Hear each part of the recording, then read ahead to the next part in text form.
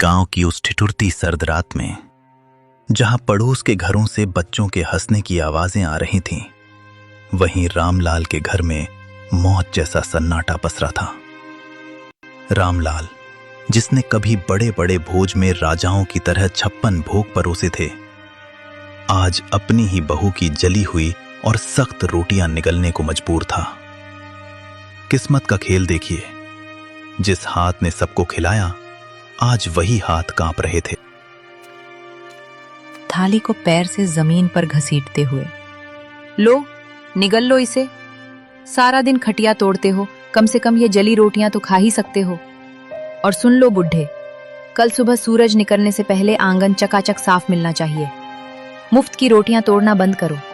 तुम्हारी इस खांसी और मनहूसियत ने घर का सुकून छीन लिया है। बेटी, गला सूख रहा है। अगर थोड़ा सा गुड़ का टुकड़ा मिल जाता तो ये सूखी रोटी अंदर उतर जाती। गुड़ चाहिए इन्हें? अरे अपनी औकात देखिए। जब से मां गई है, तुम हमारे सिर पर बोझ बन गए हो। सच तो यह है कि तुम्हें भी मां के साथ ही चले जाना चाहिए था। अब यहां हमारे टुकड़ों पर पल रहे हो, और नखरे ऐसे जैसे अभी भी किसी रियासत के रसोइये हों। बेटा, जिस दिन तू पैदा हुआ था, उस दिन मैंने पूरे गांव को घी के लड्डू खिलाए थे। तुझे अपनी हथेलियों पर छांव देकर बड़ा किया। क्या यही दिन देखने के लिए मैंने तुझे काबिल बनाया था? तभी 7 साल का पोता गोलू दौड़ता हुआ आता है और रामलाल के गले लग जाता है। उसकी आंखों में गुस्सा और दुख दोनों हैं। पापा, आप दादाजी को ऐसे क्यों बोल रहे हो? जब मुझे डर लगता है तो यही दादाजी मुझे अपनी गोदी में सुलाते हैं। माँ, आपने इन्हें जली हुई रोटी क्यों दी?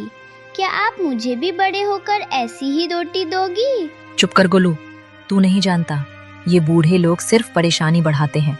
जा अपने कमरे में। नहीं जाऊंगा।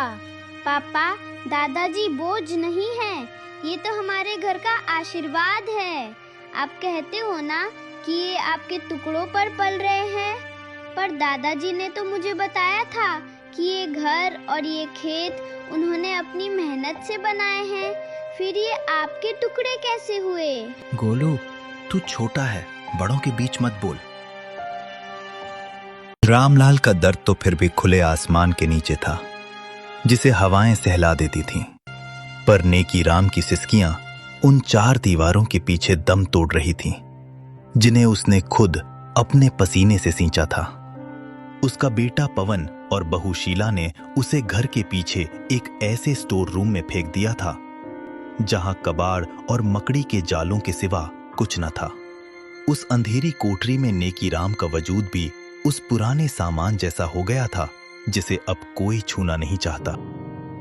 शीला, उफ, कितनी सड़ांध और बदबू आती है इस काल कोठरी से।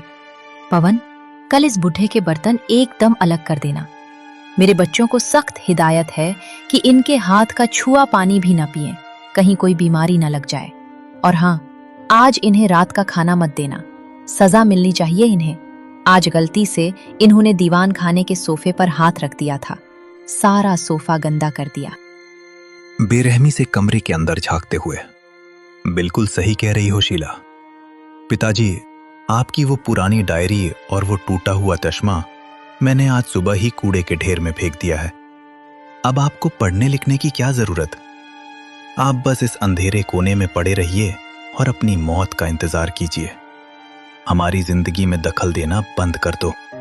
बेटा पवन, अपनी जवानी की एक एक पाई जोड़कर मैंने ये आलीशान घर बनाया था, ताकि तू और तेरे बच्चे सुकून से रह सकें।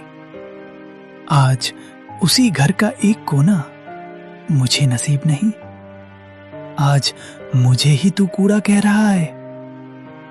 जिस चश्मे से मैं तुझे पढ़ते हुए देखता था, उसे ही फेंक दिया। तभी नेकीराम की 6 साल की पोती पिंकी चुपके से कमरे में दाखिल होती है। उसके हाथ में एक छोटी सी पानी की बोतल और अपनी टिफिन से बची